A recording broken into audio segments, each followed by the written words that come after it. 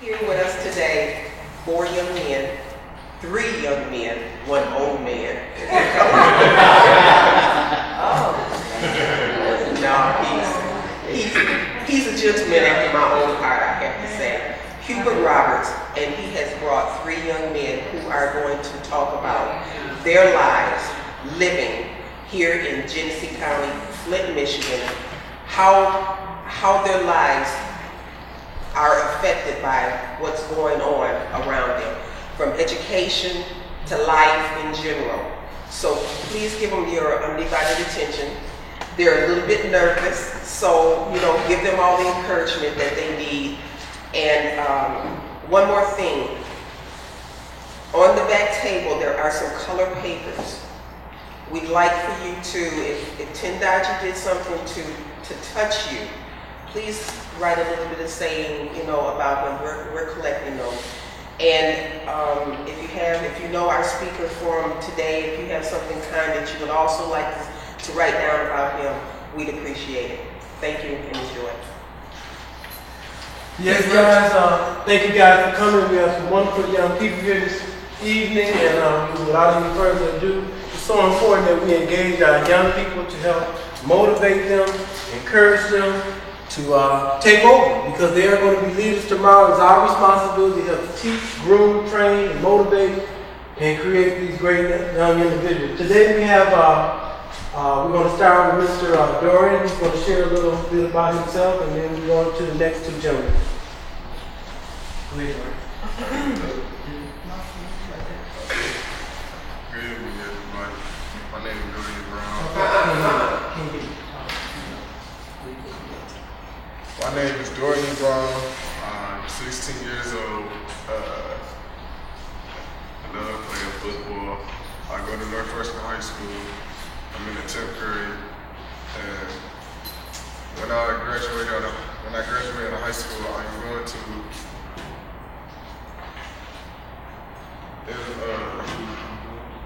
going to be a police officer when I'm,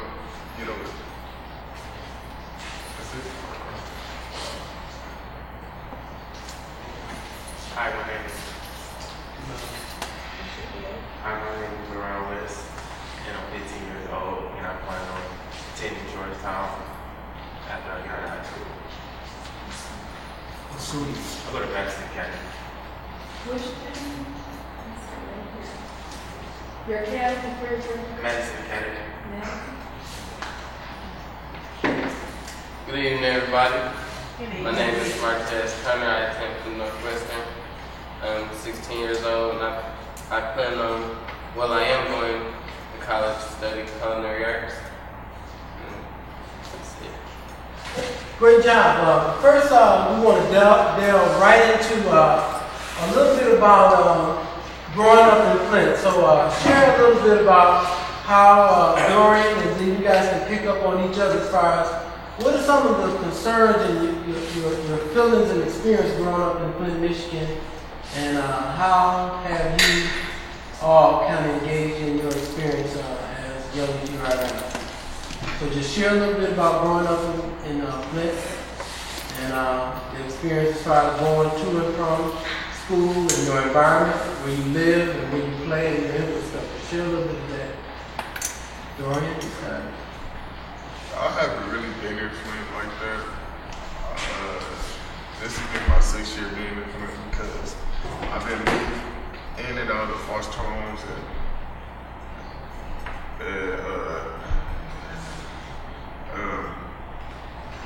so I really don't know nothing about Flint like that. I just know where all the streets are at and all the stores and candy houses and stuff like that. But Flint, ever since the water crisis, I started to hate Flint. Like I want to move out of it now. But Flint, it can be a nice city if they don't want to move you out.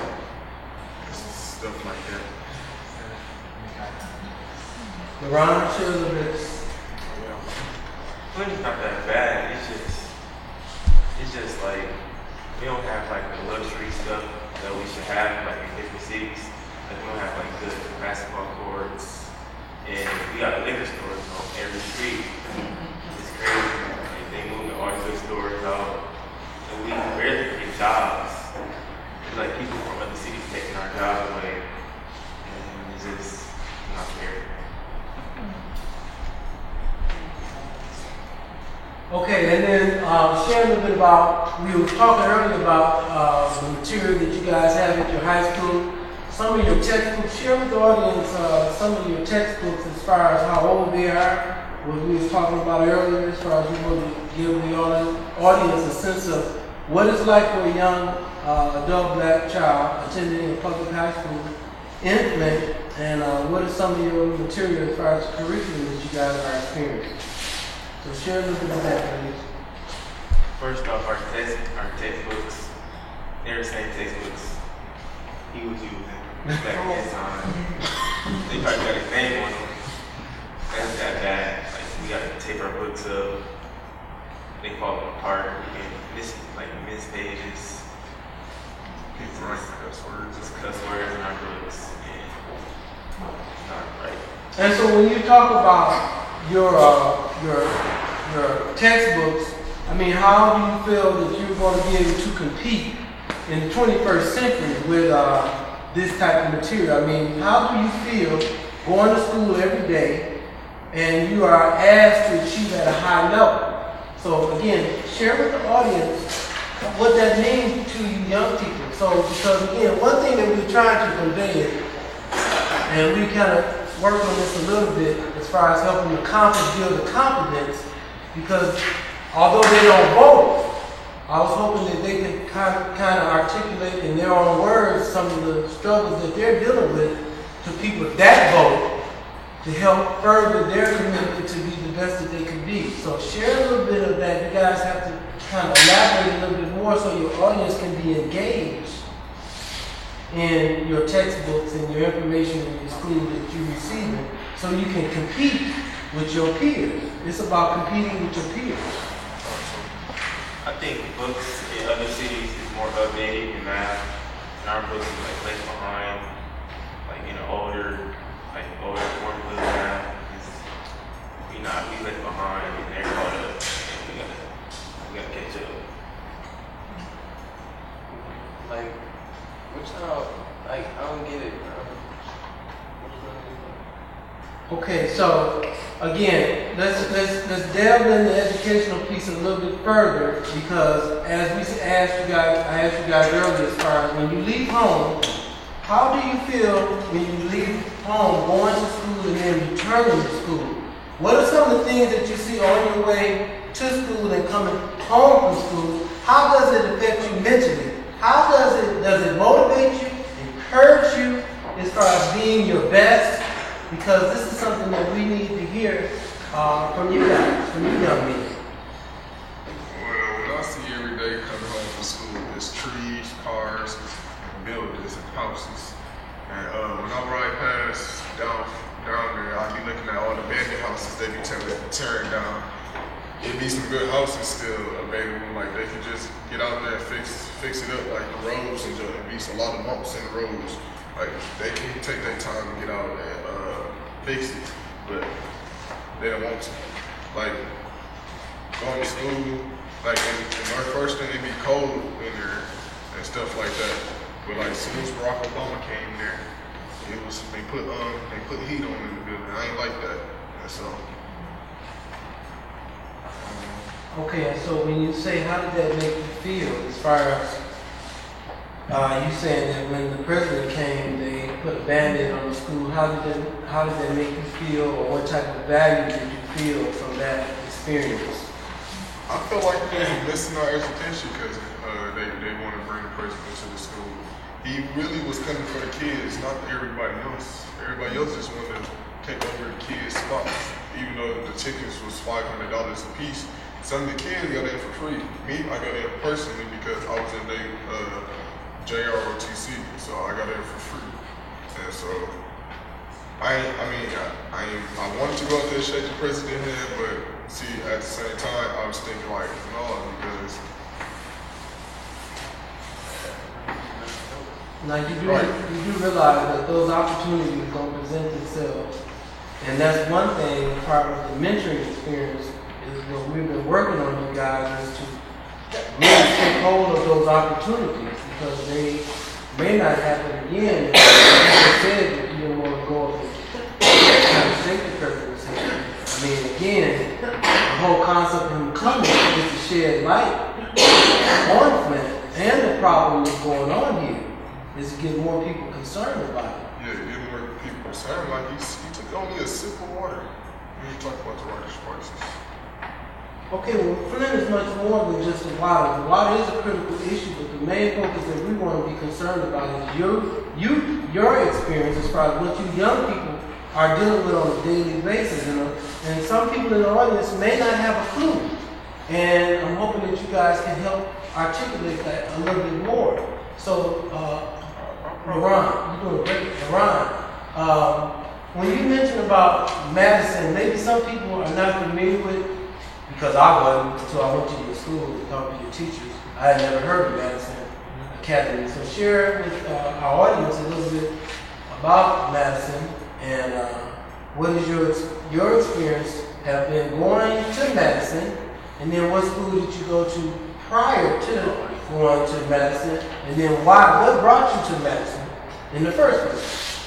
I went to Madison because the education is better, and I got out of Flint because my school is in Bergen, and we got better water, better books, and just better gyms, and just we got more activities versus Southwestern.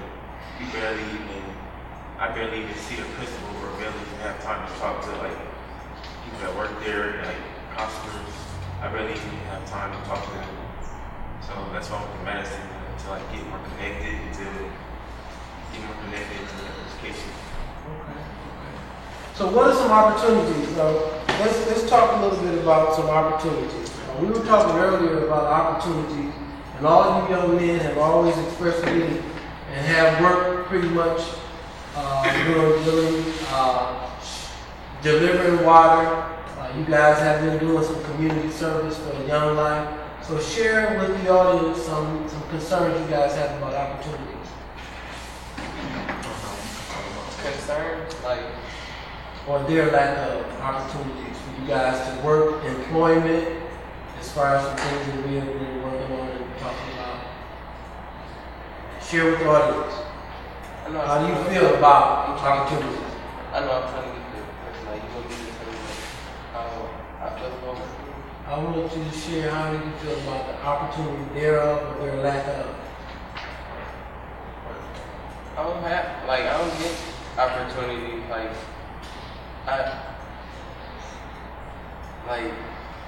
opportunities, I don't get, like, opportunities to work for nowhere, like, I can't explain it. Can you elaborate more? Okay. Opportunities. You guys expressed earlier when we were talking and then some weeks ago as far as wanting to work. Wanting to work and not being allowed to work. Putting in applications and no one has called you. You was earlier frustrated that, well, Mr. Roberts, they haven't called me, I did this, I did that. I said, I can't make them call you. You did everything that you were supposed to do, and you have to believe that those opportunities will present themselves. One thing that we're trying to really engage our young people is being prepared for those opportunities when they present themselves, as opposed to waiting around for somebody to give them something. We really want to work on them, work on their skills, work on their presentation, work on their self-esteem and their self-worth, so when those opportunities present themselves, they will be in the mindset to be able to take advantage of that. So often we say we want something, but are not prepared, or we falter when that opportunity presents itself. I was in Team Quest at Northwestern, and I didn't think I had the opportunity to get a job from Team Quest. But when I went to all the job fairs, I went there and I had 2 of the jobs called me out of all 3 of them I went to. It was School Bank and Flint Community Schools. And I thought they kept telling me that you only get 1 call out of all of them. So I hurried up and accepted Flint Community Schools And next thing you know, the next day, food bank called me, and that was the job I wanted to work at. And so when they called, I thought we were gonna get one job, and they said you got one choice to pick, either Flint Community Schools or food bank. And so since I had the opportunity to work at food bank, I told Flint Community Schools I didn't want to work for them no more. And then the next day I saw Miss Stewart. That's the worker name. She was up there at school and stuff like that. And I talked to her and told her that I didn't know. And so I was at, and then it's another thing. Like I was at playing basketball. Y'all calling my car? Kennedy Center. Well, the Kennedy Center. And I was sitting there playing basketball. I mean, I was about to have a rough day, but that one person stopped me and said to come to the Church Without Walls, and it's an interview up there. And that from there on out, I've been having a job there, and